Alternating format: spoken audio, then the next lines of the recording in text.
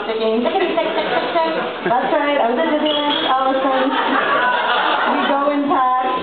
You know, we do it together. And actually, I'm really excited. I don't know if you guys heard this, but planet Earth, they found the twin planets in our solar system. Do you guys hear about that? I'm fucking psyched because I know that's where my soulmate is. Right? Like everything's possible in the universe. It's so exciting. I was thinking about my first love today, actually. You guys remember the first time you fell in love? Right? So sweet. His name was Sean, and I just loved him so much. He was definitely my soulmate, and he lived in prison. But it was such a great relationship. You know? I mean, really, we talked all the time. I always knew where he was. And I knew he wasn't cheating on me. You know, at least not with other girls. And I was okay with that. It was all right. Just some statistics about prison dating. For every 50,000 women that marry an incarcerated man, there's actually one man who marries an incarcerated female. 50,000 to 1. Those are some crazy statistics, right? It's fucked up. The guys are like, see ya, we don't want to be ya, you know, but just not that into you, you know? Girls are like, oh, he's so sweet. I bet you my love could change him. You know, you have to explain this to your friends, though, you know? Susie, no, Susie, don't worry, don't worry. I love Big Dave, and Big Dave loves me, okay? It's not going to hurt me, let alone kill me.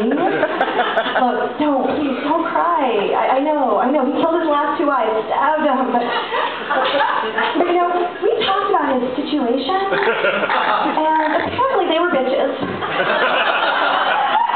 And, he was just having a bad day. Yeah, it's why he's having bad days. Whenever you've been there, love conquers all. Wake up, ladies. Even prisoners have bucket lists, okay? And you're on it. Number 1, get out of jail. Number 2, make sweet love to you. And number 3, kill you. I don't date prisoners anymore. I just think it was a phase I went through as a teenager. I was a rebellious teenager. You know? Drank some alcohol, smoked cigarettes. Went to high school, robbed a Dairy Queen. You know, no big deal. But luckily I was raised Buddhist, so it was very peaceful. Took 6 hours, but I got $325 and the blizzard, so it was great, I even shaved my head once as a teenager, like Brittany, you know, but I really enjoyed it because every time I got in the shower I just felt like a chia pet. Chia. I'm a good girl now. I'm a yoga teacher. This is one of our yoga students right here, yeah, great. When I told that, they get kind of confused. They're like, oh my God, you're a yoga teacher? Like, no way. I thought they were supposed to be all skinny and shit, you know? Whatever, they have questions, you know? Is it difficult being a larger yoga teacher?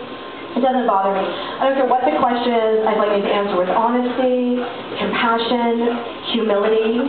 And the truth is this, no, it is not difficult making skinny bitches suffer. It's not hard. Oh, excuse me, I'm going to say it. The hardest part about that question is that when you're not like size 0, size 6, they have special words for you, you know, like pleasantly plump or plus size or big boned. Just a little information, FYI, a little fat fact, if you will. This, you know this? It's not a big bone. Nobody actually has bones this size. No size 18 bones. No, it's called fat, you know. It's chiseled. Very chiseled. Chiseled fat. So I understand your confusion. But it's just that, you know. It's not a bad word. First words I'm thinking about in my head. Those are bad. Really bad. Oh, namaste. You know, my anorexic friends don't like it when I talk about being fat, you know. They're afraid I'm going to, like, doom myself to eternal fathood, like, secret it in, like, Oprah or something, you know. But there's things people need to know. I mean, fat people actually are more flexible than skinny people. I don't know if you know this. But I'm so flexible, for example, that the other night at the House of Pies,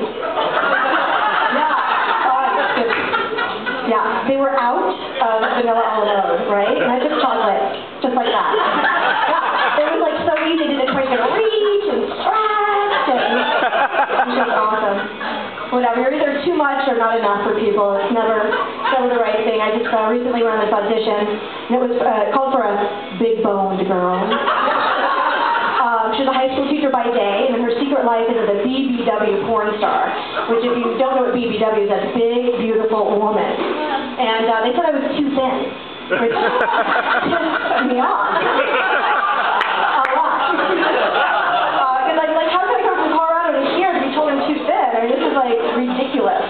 But I really want this part, so I'm thinking plastic surgery. I'm thinking reverse liposuction, right? Kind of gross, but I don't know, I think they can suck all the fat out, they can like squeeze it back in, you know? Right? It's gross, but I know they have that fat stored somewhere, you know? Like for Feed the Children, or...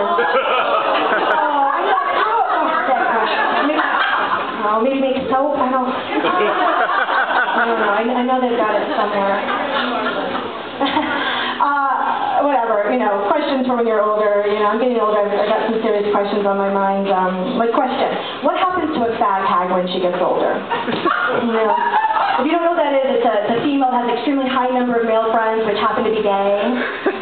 Wasn't exactly the path I was going to choose, but it kind of chose me. You know, in my 20s it was great, because all my gay friends were like, oh my god, like, she's so cute, totally chubby chic, love her. She sucks more dicks than we do, you know? That's right. But now in my 30s, it's more like, oh my god, talk to the hand. Like, who's the hag? Seriously, who's your fat friend? Why is she no more Cheetos? The only thing that's going to save me is that in my 40s I can replace Kathy Griffin on the D-list. It's totally possible. So I think I'm turning Japanese, you guys. Like, I really think so. I was raised a Buddhist, like I said. I was raised by Asians, Korean, Chinese, mostly Japanese people. They're like my Japanese grandma. They have a Japanese middle name. It's Takako, Takako. I'm not sure exactly what it means because it depends on the original kanji, but I pieced together a couple things that make some sense. And it's a noble female child of the South Mountain from the west side of the North Moon, which faces east.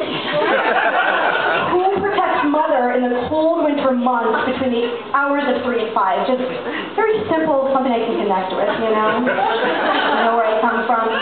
But Japanese people are really blunt. They really just tell you like it is. I'm single, I don't have children. My mom's like, whatever. Women's liberation happened a long time ago. You know, don't get married till you're 45. Don't have babies till you're 60. Who cares, right? The Japanese ladies are more like, Leisa, you're not spring chicken, huh?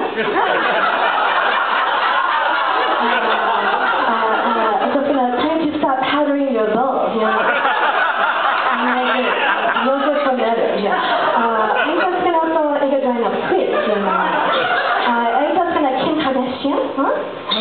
Yeah, your ass not so good. I'm just gonna Kim Kardashian, yeah. Too pig in a gunny sack, yeah. Hey, I just gonna too much meat in your feet, yeah. I just gonna best way marriage skinny, yeah? Hey, I just gonna alcoholic anorexic, good way. Bulimic belly bed. Best way, skin and bone. Hey.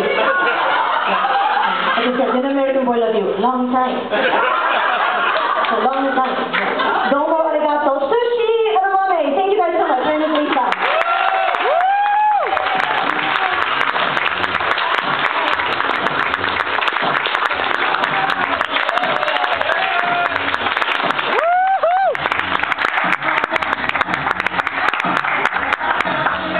I understand she teaches you, right? You're in her yoga class? That's why you're all... Huh?